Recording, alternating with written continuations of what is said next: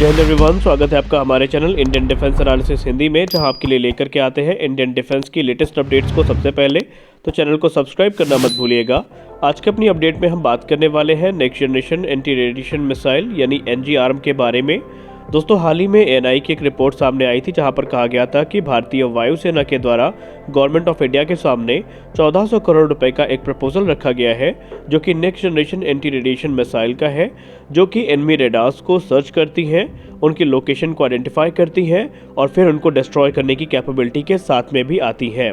और इस रिपोर्ट का सीधा ये मतलब था कि या तो एंटी रेडिएशन मिसाइल का डेवलपमेंट पूरा हो चुका है या फिर लगभग पूरा होने वाला है, क्योंकि इतना बड़ा जो प्रपोजल है इंडियन एयरफोर्स के द्वारा देने का मतलब यही है कि मिसाइल इंडक्शन के लिए तैयार है। और आज के अपने इस वीडियो में हम रुद्रम 1 के बारे में बात करेंगे, रुद्रम 2 के बारे में बात करेंगे और जानेंगे कि ये कितनी घातक है। रुद्रम 1 भारत में बनाई गई पहली स्वदेश निर्मित एंटी रेडिएशन मिसाइल है, जो कि माक 2 के स्पीड में ट्रैवल करने में सक्षम है।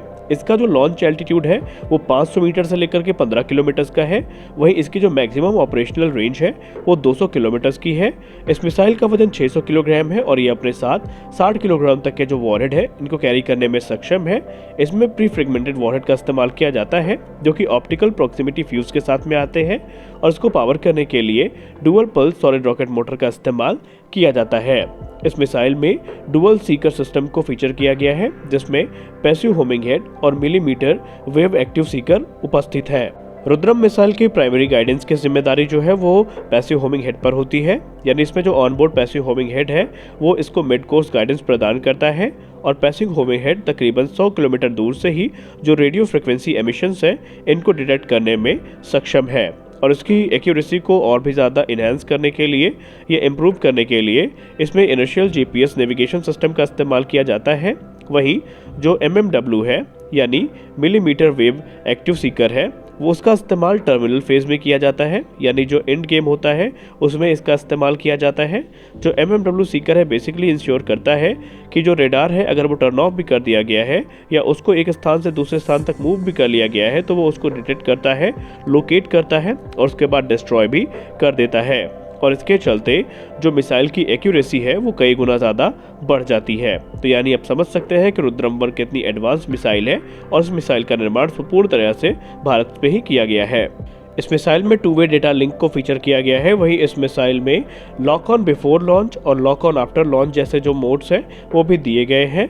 सुखोई 30 MKI एयरक्राफ्ट से इसको टेस्ट किया जा चुका है, और इस समय सुखोई 30 MKI एक प्राइमरी प्लेटफॉर्म है इस मिसाइल को कैरी करने के लिए। लेकिन आने वाले समय में भारतीय वायुसेना के जो दूसरे फाइटर जेट्स हैं उनमें भी इस मिसाइल को इंटीग्रेट किया जाएगा, और माना जा रहा है कि ये जो मिसाइल है ये भारत के अलावा जो मित्र देश हैं इनको भी ऑफर करी जाएगी। सिर्फ रुद्रम 1 ही नहीं बल्कि भारतीय वायुसेना के लिए रुद्रम सीरीज की और भी दूसरी जो मिसाइल्स हैं उन पे काम शुरू किया गया है। In fact defence research and development organisation के द्वारा ऑलरेडी जो रुद्रम 2 है इसका फैब्रिकेशन शुरू हो चुका है। और रुद्रम 2 को लेकर के हाल ही में कुछ जो अपडेट्स हैं वो भी सामने आई हैं, जहां पर बताया गया है कि रुद्रम 2 मिसाइल एक hypersonic aeroballistic air to ground missile होने वाली है, जिसका निर्माण DRDO के द्वारा किया जा रहा है। इस मिसाइल में प्रोपल्शन के लिए सॉलिड रॉकेट मोटर का इस्तेमाल किया जाएगा। वहीं इसकी रेंज को लेकर के कहा जाता है कि इसकी रेंज 50 से लेकर के 300 किलोमीटर तक होने वाली है, और इसकी जो पीक स्पीड होगी वो माक 5.5 या उससे ज़्यादा भी हो सकती है, जो कि हाइपरसोनिक स्पीड कही जाती है। लेटेस्ट रिपोर्ट्स की बात माने तो इस समय defence research and development organisation 10 की संख्या में इमेजिंग इंफ्रारेड सीकर्स की खरीद की तलाश में है, या प्रोसेस शुरू कर दिया गया है DRDO के द्वारा, जिनका इस्तेमाल रुद्रम 2 मिसाइल में किया जाएगा। और इन इमेजिंग इंफ्रारेड सीकर्स की जो डिलीवरी है वो कॉन्ट्रैक्ट साइन होने के 18 महीनों के अंदर कर दी जानी चाहिए। और माना जा रहा है कि इन सीकर्स की जो खरीद है ये आने वाले समय में जो मिसाइल के ट्रायल्स होने हैं उनको ध्यान में रख करके की जा रही है। अब अगर हम रुद्रम 2 के वेरिएंट्स की बात करें तो रिपोर्ट्स में ये बताया जा रहा है कि रुद्रम 2 के 2 अलग अलग वेरिएंट्स होंगे, जिनका इस्तेमाल डिफरेंट रोल में किया जाएगा, और इसमें जो डिफरेंट सीकर्स हैं वो भी इस्तेमाल किए जाएंगे रोल के हिसाब से।